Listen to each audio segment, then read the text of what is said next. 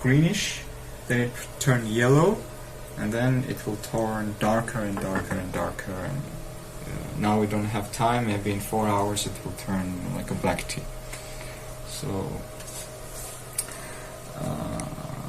So in Georgia we have very unique situation with wild tea.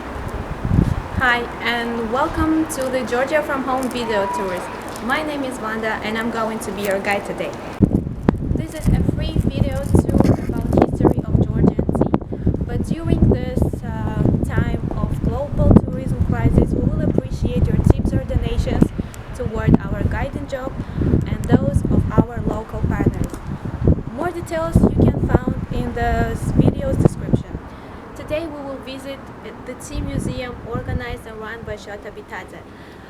The Bitadze operate in the 19th century cellar in Tbilisi Saloniki neighborhood that part a museum, part a shop. While Georgians have been drinking herbal drinks from very ancient time, tea as we know it arrived to Georgia around 19th century when Prince Mamiya V Gurieli decided to grow camellia sinensis in his botanical garden. But there was another person who decided to brought seeds from China and established the first tea plantation in 1847. His presumption that West Georgia's climate was ideal for green and black plants was spot on. When Soviet Union collapsed, Georgia's tea industry went with it. As country balked with two separatist conflicts, civil war and global economic chaos, they couldn't afford tea industry in the country. But as the country recovered from a decade of stagnation to become one of the fastest growing economies in the world, a lot of investors put their sights on Georgian tea. Local companies like Gurieli Tea start rebooting tea industry with quality mass-produced branded loose leaf and bagged tea. Meanwhile, individual enthusiasts have been taking a high road to produce and package premium organic tea and have been found niche market that began to take a root.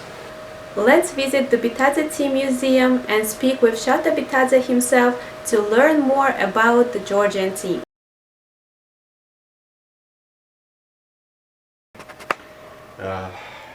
საქართველოში ჩაის გამოჩენა ხო ქონდა წინაპირობა. ეს მთავარი წინაპირობა ის იყო, რომ რუსეთის იმპერიას დაჭირდა დიდი რაოდენობით ჩაი. იმიტომ რომ რუსულ ჯარში, ჯერ ფლოტში, შემდეგ ჯარში ჩაის მოხმარება. შესაბამისად საჭირო იყო ბევრი ჩაი. იგივე მოხდა ინგლისშიც, მაგალითად ინგლისის იმპერიასაც იგივე დაჭირდა და მაგ დროს ჩაის აწარმოებდა მხოლოდ ჩინეთი. და კიდე საკმაოდ ძვირად.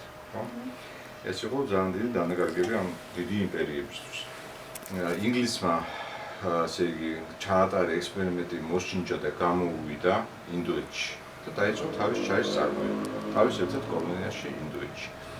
რუსეთის იმპერიას ცდილობები ბევრი ჰქონდა, მაგრამ ესე იგი არ გამოუვიდა ეს საქმე. ყველაზე ისეთი ეს იყო პირიმში, ნიკიცკის ბოტანიკურ ბაღში, სადაც სააკლიმატიზაციო ნაკვეთები იყო და იქ რამდენჯერმე ჩადეს ჩინური ჩაის ბუჩქების თეა სინენსისის გახარება. მაგრამ აკლიმატიზაცია ვერ გაიარა იქ ჩაი. შემდეგ ის 1857 წელს, იმიტომ რომ ეს ბრენდი 1857 წელი. ამ 1857 წელსში გენერალ-გუბერნატორ ვორონცოვის განკარგულებით, რომელიც იყო მეფისნაცვალი ამიერკავკასიაში, თბილისში იყო, გადმოირგა ნიკიცკის ბოტანიკური ბაღიდან ჩინური ჩაის ბუჩქები ოზურგეთში, ანასეულში. ესე იყო კაზიონი, სახელმწიფო სააკლიმატიზაციო ნაკვეთში. ასევე გადაირგა მაგ პერიოდში დადიანების ბოტანიკურ ბაღშიაც და სოხუმის ბოტანიკურ ბაღშიაც. მაგრამ აი მნიშვნელოვანი საეტაპო იყო ის, რომ ანასეულში გადაირგა ეს ისე ვთქვია ჩაის ბუჩქები. იქ გაიარა აკლიმატიზაცია და ამან საშუალება მისცა, რომ ამ რეგიონში, აი სუბტროპიკულ რეგიონში, რომელიც არის საქართველო, აზერბაიჯანი, თურქეთი, კრასნოდარის მხარე, უკრაინაში, უკრაინაც, ირანი საშუალება მისცა, რომ ეს კულტურა განევითარებიათ შემდეგ. ირანში მაგალითად ჩაი არის 1900 წლის შემდეგ.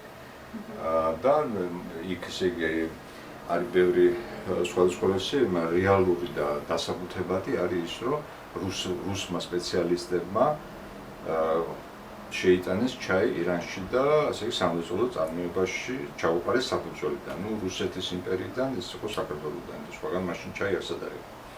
ესე იგი 1857 წელი ეს ითვლება ქართული ჩაის დაბადების წელად და ასევე მნიშვნელოვანია, რომ ეს ითვლება ამ რეგიონში ჩაის გავრცელების დასაწყისად.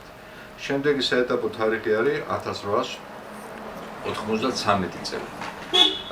იმის შემდეგ როცა გახდა გასაგები, რომ ამ რეგიონში ჩაის მოყვანა შეიძლება სამრეწველო დონეზე, დაინტერესდა უკვე და, მაგრამ ყველაზე სერიოზული და დიდი ინვესტიცია ამაში გააკეთეს პოპოვებმა. პოპოვებმა მოიწვიეს ჩინეთიდან ლიუ ჯანჯოუ, არის ეს ჩაის სპეციალისტი. და ესე იგი გაშენდა პირველი ჩაის ფაბრიკა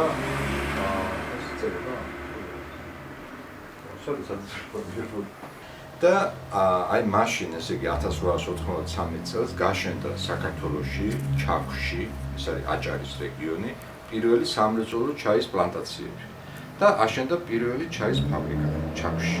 ეს ფაბრიკა ეხლა არსებობს. მაგრამ ჩაის წარმოება ინგლისურ ტექნოლოგიებს დაეფუძნა მაინც, იმიტომ რომ იმ დროს იყო სამრეწველო რევოლუცია, ინგლისში ეს მანქანა დაანდგარები, სამრეწველო წარმოება და დაანდგარები ჩამოიტანეს ინგლისიდან. შემდეგი საეტაპო თარიღი არის 1900 წელი. როცა ესე იგი პარიზში მსოფლიო მიღწევათა გამოფენაზე რუსეთის იმპერიის პავილიონში წარმოდგენილი იყო საქართველოში წარმოებული პროდუქტებიც, მათ შორის ქართული ჩაი. წარადგენს პოპოვებმა. ეს არის ერთადერთი არტეფაქტი, რომელიც ამას ჩვენთან არის ამ მუზეუმში. ამიტომ მუზეუმის სახელს ამართლებს. ეს კერძო ინიციატივა საშუალებაც გვაქვს. ასე იგი ეს ადასტურებს, რომ ეს მართლა იყო და ეს არ არის ის, რომ აქ არის რომ ესე იგი პარიზი 1900 წელი ვიშე ნაგრადა ყოველდღიურ უმაღლესი ჯილდო გრან პრი ბრატზე პაპოვი და აქვე ჩანს სად იყიდებოდა ეს ქართული ჩაი, რომ ეს იყო რუსეთის საიმპერატორო ოჯახი, ავსტრია-უნგრეთის საიმპერატორო ოჯახები, ირანის შაჰი, ეს ნადასტურებს, რომ მაშინ 1900 წელს არ იყო იქ ჩაი, ბულგარეთი, უნგრეთი, სამეფო ოჯახები. ეს პოპოვები იყვნენ ამ სამეფო ოჯახების, ესე იგი რუსეთის და აღმოსავლეთ ევროპის სამეფო ოჯახების მომარაგებლები. ჰქონდათ მაღაზიები მთელი რუსეთის იმპერიის ტერიტორიაზე, აღმოსავლეთ ევროპაში და თქმა უნდა მათ შორის თბილისშიც. რაც დასრულდება, მე მაგკერძო ბიბლიოთეკაც ამას გაკეთებული. ამ კავკასიის კალენდარში არის ეს, რომ თბილისში სად იყო ეს მაღაზიები, არის კვიტანციები გამოწერილი გაყიდვებზე და ასე შემდეგ. ასევე აი 1900 წელი ეს არის ლიუ ჯანჯოუს, ესეც მარტო ერთ ეგზემპლარში არსებობს, 1900 წელი ბათუმი. ეს ლიუ ჯანჯოუ, ეს თვითონ იმ ჩინელის ბრენდით მცირე დროის განმავლობაში უშვებდა ამ ჩაის. ჩაი ესე იგი აქაც და აქაც იყო ერთდაიგივე ფაქტობრივად, ერთი წარმოებელი იყო, ხო? მაგრამ პარიზში იყო დიდი ოქროს მედალი და ბათუმის გამოფენაზე აიღო ვერცხლის მედალი. აქ რაღაც პატარა კაზუსი იყო და რომ მოვქექეთ მე ეს რომ იმაში რაღაცაში არქივებიც არის. სხვათა შორის იგი ამ ლიუ ჯანჯოუს შვილთა შვილი. არის შვილიშვილი. არის საქართველოში მიგვანმენი მალი ყანდარელი, ქართული სოლია და თბილისში ცხოვრობს ეს ქალბატონი, ახლა ასაკშია. მათ აქვთ საოჯახო არქივი. ამასთან დაკავშირებით ეს ქალბატონი არის დამფუძნებელი ასევე საქართველოს ჩინეთის ურთიერთობათა საზოგადოების. ეხლა ქვია კულტურული ცენტრი აბრეშუმის გზა. მე პირადად ესე იგი ამ ჩაისთან დაკავშირებით და ჩინეთთან დაკავშირებით ამ ქალბატონის გარდა მაგ ესე იგი მოვხდი. იმის შემდეგ ესე იგი ესეც საეტაპო ფაქტი არის და ხაზგასასმელი, რომ იმის შემდეგ რაც 1900 წელს გამოჩნდა, რომ საქართველოში მართლა რეალურად შეიძლება ამ ჩაის მრეწველობის განვითარება და უკვე არსებობს, დაინტერესდა საიმპერატორო ოჯახი რუსეთის. მაგ დროს ნიკოლოზ მეორის ძმა გიორგი რომანოვი საქართველოში ცხოვრობდა, აბასთუმანი ესენის მაგის დამსახურებებია ბევრი. დაინტერესდა ესე იგი რუსეთის საიმპერატორო ოჯახი და წარუდგინეს ამ ლიუჯანჯოუს პირობა, რომ გადასულიყო მათთან სამუშაოდ. დაუყენეს ეს პირობა და იძულებული გახდა ლიუჯანჯოუ გადავიდა სამუშაოდ. პოპოები შეზღუდეს და მე შემდეგ ბაზიდან გააგდეს მთლიანად. და აშენდა ახალი ფაბრიკები, ახალი პლანტაციები და გაიშალა ჩაის წარმოება. არა, ეს არის აი საეტაპო არის მნიშვნელოვანი ეს რა, რომ ამ დროს მოხდა ესე იგი ეს კერძო ბიზნესის ასე იგი განდევნა და იმპერიის ინტერესებიდან გამომდინარე განვითარდა ეს ჩაის მრეწველობა საქართველოში. ანუ როგორც ესე იგი ეროვნული პროდუქტი არის ჯერჯერობით საქართველოში არ იყო. ესე იგი იყო კერძო ბიზნესი, რომელიც შემდეგ იყო დაწარმოებდა იმ ჩაის, რომელიც მას უნდოდა და 1900 წელს იყო ქართული ჩაის პიკი, ქართული ჩაის ხარისხის. შემდეგ ხარისხი იკლებს, იმიტომ რომ ჭირდებათ მასიური ჩაი. იყო ეს ტერმინის გაჩნდა, სალდაცკი ჩაი. რაოდენობა მატულობს, ხარისხი იკლებს. შემდეგი არის საეტაპო როლი უკვე კომუნისტების მოსვლა საქართველოში. აქაც ლენინის დეკრეტი არის ჩაისთან დაკავშირებით, რომ ჩაი პროლეტარული სასმელია, საჭიროა ბევრი ჩაი. საქართველოში სტალინი აგზავნეს ბერიას, ბერია სოფლის მეურნეობას ძალიან მაღალ დონეზე აყავს, მათ შორის ჩაი. მაგრამ იგივე სთან გვაკავშირებს, ჭირდებათ ბევრი ჩაი. ამიტომ თუ იმ დროს, ესე იგი იყო რუსეთის იმპერიის ჩაი და არა ქართული ჩაი, საქართველოში წარმოებული, როგორც არ თქვა ინგლისური ჩაი, მაგრამ იყო ინდოეთში წარმოებული, ასე დაიწერებოდა, რომ ინდური ჩაი. იყო ინგლისური ჩაი, ხო? ეხლაც ეს შემორჩა. გენდათ ინგლისური ჩაი. მაშინ იყო ესეც რუსული ჩაი, რუსეთის ჩაი, რომელიც საკუთრებით კოლონიაში საქართველოში წარმოებულა. შემდეგ უკვე საბჭოთა სოციალისტური რესპუბლიკაში წარმოებული ჩაი. მაგრამ ეს არის საბჭოთა კავშირის ჩაი. გამომდინარე საბჭოთა კავშირის გლობალური მოთხოვნებიდან. პირველი ეტიკეტი, სადაც არის ქართული წარწერა და სადაც მოიხსენება, რომ ეს არის ქართული, არის კომუნისტების პერიოდში. აი ეს ამ ეტიკეტზე ჩანს ეს. ეს არის ერთ-ერთი აი პირველი ეტიკეტი ქართული წარწერით, სადაც ფიქსირდება, რომ ჩაი ქართულია. და სახასიათოც არის, აქ არის აჭარელი კაცი, აჭარელი ქალი და ჩინელი ქალი. აჭარელი კაცი უმასპინძლდება ჩაით. ქალებს, ჩინელი ქალი ცოტა გვერდულად უყურებს სამსახურს. ამ ქართულ ჩაის. ესეთი სახასიათო ეტიკეტი იყო. საბჭოთა კავშირის დროს ჩაის მრეწველობა საქართველოში ვითარდება მაქსიმალურად, რაც შეიძლებოდა. მეცნიერება ჩაისთან დაკავშირებით ძალიან მაღალ დონეზე ადის და მსოფლიოში საუკეთესოა. ხელმძღვანელობს ამას ქსენია ბაღდაძე. შემდეგ არის რომ საბჭოთა კავშირის აი ყველასთან დაკავშირებით ყველაფერი ნელა დეგრადირდება. მათ შორის ჩაის მრეწველობაც, ხო? შემდეგ უკვე საბჭოთა კავშირის კოლაფსი და საქართველოს დამოუკიდებელია, ხო? მაგრამ იმის გამო რომ საქართველოს არ ქონდა თავისი ნაციონალური ეროვნული წარმოება ჩაის, ხო? და იყო ეს სამრეწველო წარმოება აწყობილი ჯერ ესე იგი პოპოების, შემდეგ რუსეთის იმპერიის, შემდეგ საბჭოთა კავშირის მოთხოვნებიდან გამომდინარე, ხო? იყო დიდი ფაბრიკები, იყო სამრეწველო წარმოება ჩაის.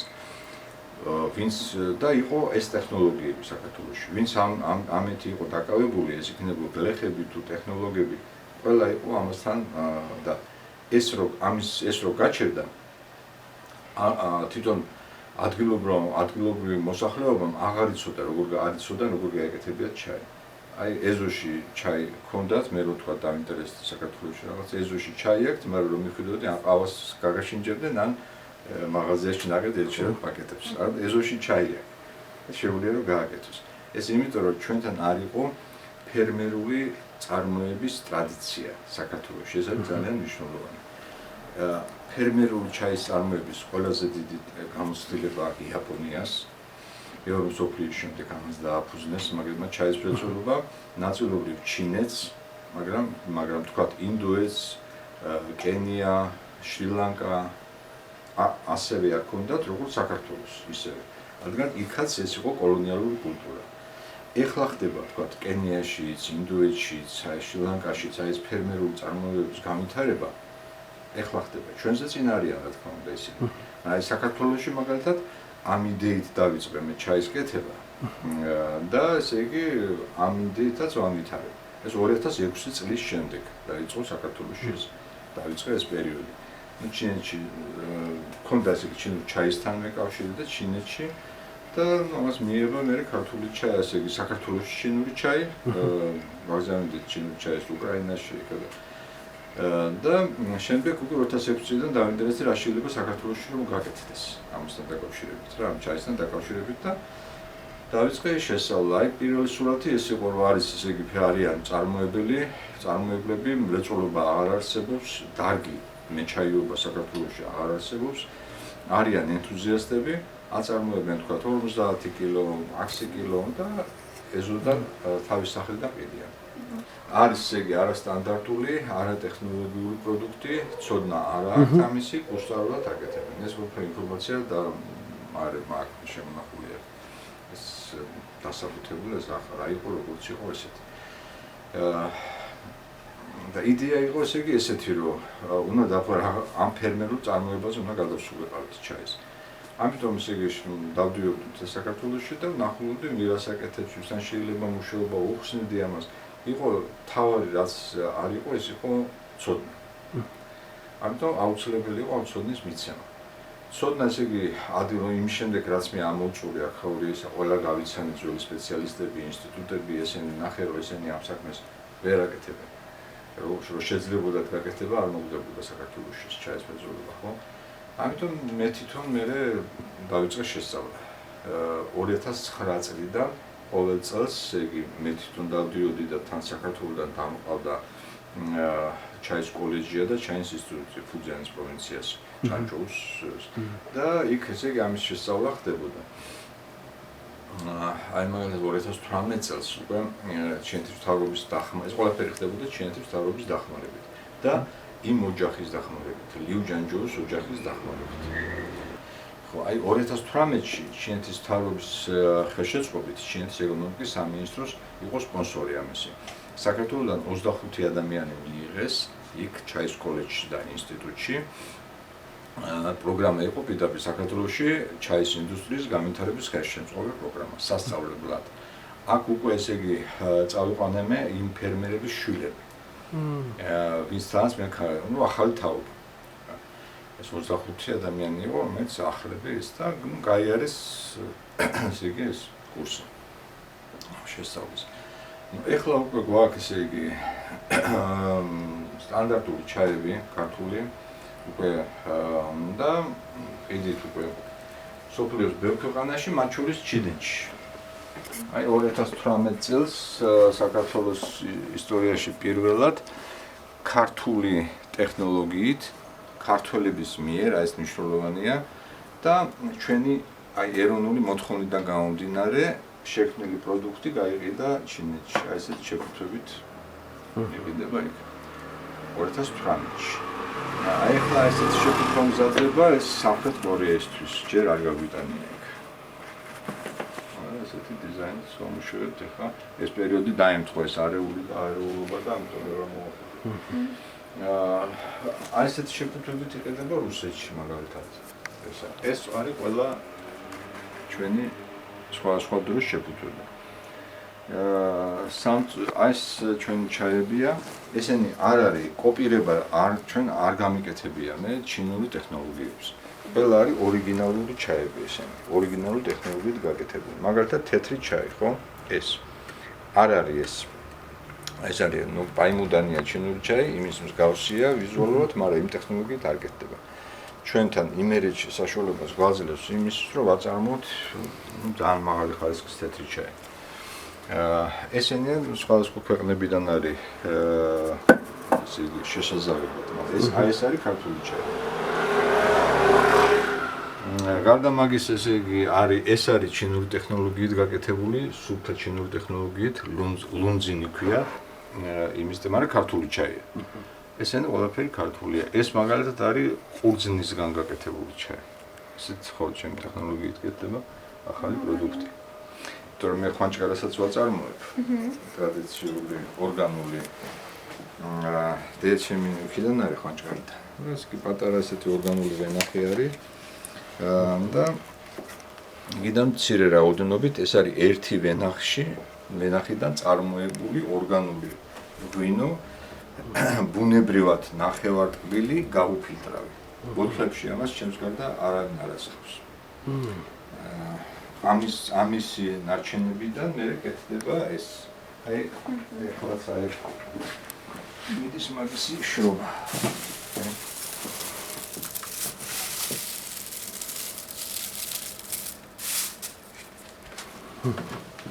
ეს არის კომშის ყვავილი და ფოთოლი გაზაფხულის კომშის ჩაი ფერმენტირებული. აი ეს არის კომშის ჩაი არა ფერმენტირებული. აი ნედლეული არის ესეთი აი გაზაფხულის ფოთოლი და ყვავილი. მაყვალი, თუთა, მსხალი, ველური პანტამსხალი, აი მაგის ფოთლებისგანაც იწარმოება, ვაკეთებთ ჩვენ და კუნელისგან ჩაის.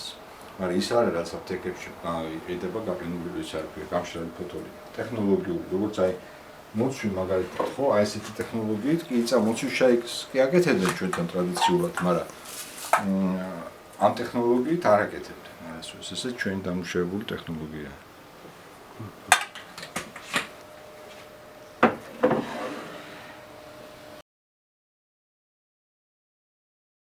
Well, I'm Giorgi Bitadze, son of Shota Bitadze. I started to be involved with tea maybe 7 years ago, like actively involved. I went to China to study tea technologies, organic tea technologies in Fujian, Zhangzhou University of Science and Technology in Fujian province in China. It was 2013, first time that I went. And after that, I've seen the huge scale of tea, which I never seen before, and actually how many kinds of teas that you can make and what's the perspective for Georgian tea. And I was very motivated and started helping my father to improve Georgian tea and to basically renegade the Georgian tea. And throughout this 10 years, decade, now we have a resulting success in creating quite big variety of Georgian teas. These are original teas, which are different from Chinese, Indian, Korean teas. We also are developing new cultivars, unique Georgian cultivars. We are developing tea tourism, which also helps the farmers, and also developing the tea culture as well in Georgia. So now we are gonna make Georgian wild white tea. This is a very special one, and we are very proud of it. And gains popularity each year. Maybe not in Georgia, because in Georgia people are not quite familiar with what is white tea, but it's gaining popularity very rapidly. This is a wild white tea. Now, what does it mean? In the world, there's a wild tea, especially in China. It's very popular and very expensive. What it means? It's basically wild tea bushes that grow wildly in the forest, and you pick tea from there. So this is higher quality than organic. Even there's organic plantation farming, and then the highest level is wild tea farming. Right? So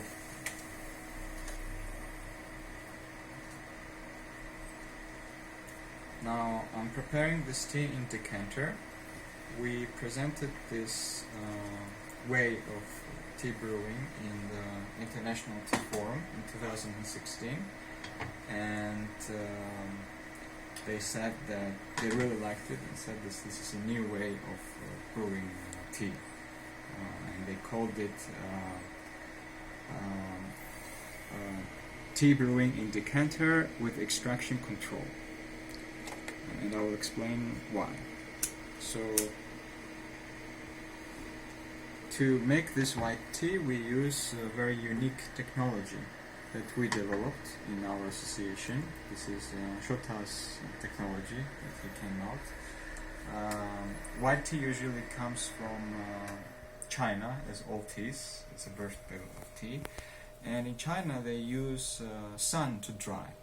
So what is the difference, for example, between black tea, green tea, white tea, right? Black tea is fermented or oxidized tea. Green tea is completely opposite. It's fixated tea, so basically you stop the fermentation process and you get this green natural color. White tea is self-fermenting tea. It's basically like a wine. It changes by time, right? So the technology that we use, which is dark shading drying, we dry this tea in using no sunlight at all in a dark room. So basically it allows us to have all the pigments, green pigments, like a chlorophyll, which are still present in the tea. So now here you can see that it's like a green tea, right? It looks like a green tea. And because white tea ferments itself while time goes on, as you know, decanter is for red wine. It basically fastens the oxidation process, right? So the same process right now, similar process, is going to the white tea like it's going to the red wine. So we basically try to, because Georgia never had its special brewing tea culture, so we tried to develop something that was that made sense, that was close to wine culture. So we united Georgian knowledge of Georgian wine culture and Chinese tea culture together, and we created this method. With this method, you can brew white tea very, very long time. Like 10 grams of this white tea will give you 3-4 liters. So for example, if I have degustation, it lasts, I can keep adding water to the white tea in maybe 4 or 5 hours, and it never ends. It brews very long time. And then tea changes itself, like first we will have like a greenish, then it will turn yellow, and then it will turn darker and darker and darker, and now we don't have time, maybe in 4 hours it will turn like a black tea.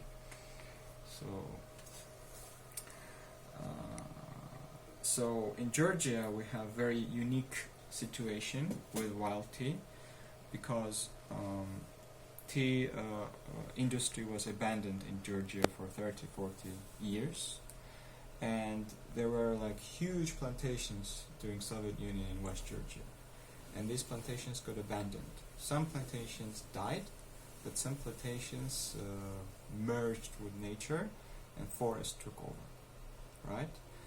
And we have this unique situation that we have thousands of hectares of wild tea in Georgia, which nobody knew the value of. And it's also special because it's tea bush, it's a plantation tea. In China they have wild teas, but it's usually a different type, which is a tree, which is completely different plant. But in Georgia we have this plantation wild tea, basically. And it's very unique. So in Georgia nobody knew that this was like a treasure. They had this treasure in the backyard and they didn't know about it. And they wanted to cut the forest and basically renegade the plantation, but we said no, this is unique, you need to basically maybe clean a little bit, and it needs its own own special way to manufacture it. Why wild tea is very unique and very healthy. It's organic. It doesn't require any pesticides or any fertilizers. For example, in our organic plantations, we use organic fertilizers. We use only compost. Basically, we cut the leaves and we use that leaves to compost. But in forest, it even doesn't need that, because forest is self-sustaining itself. There's a huge trees, the leaves are going down, then it's basically compost for itself, right? And teas, they have also a unique, distinctive smell and aroma compared to the plantation teas.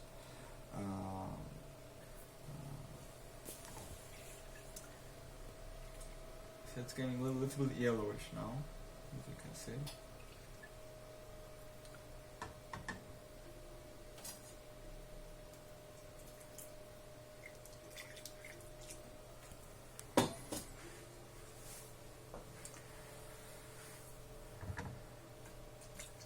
And this kind of tea, black wild tea from Emirati region, first time in history, in Georgia's history, was sold in China. We are successfully selling Georgian tea in China.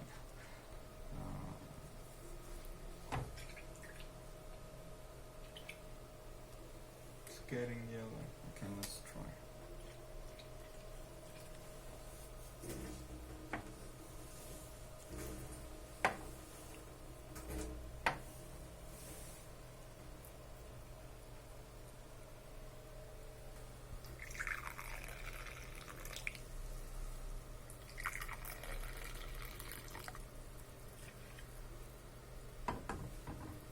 Please.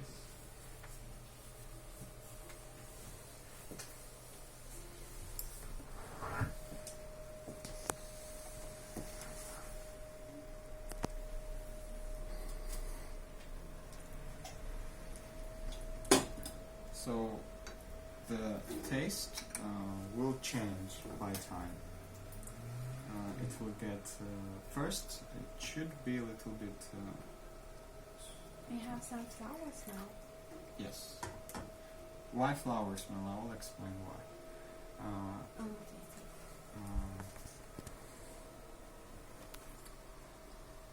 This tea comes from the forest with, there's an acacia forest. Oh, As you know, okay. we have lots of acacia forests, Yeah. natural forests in Georgia, right?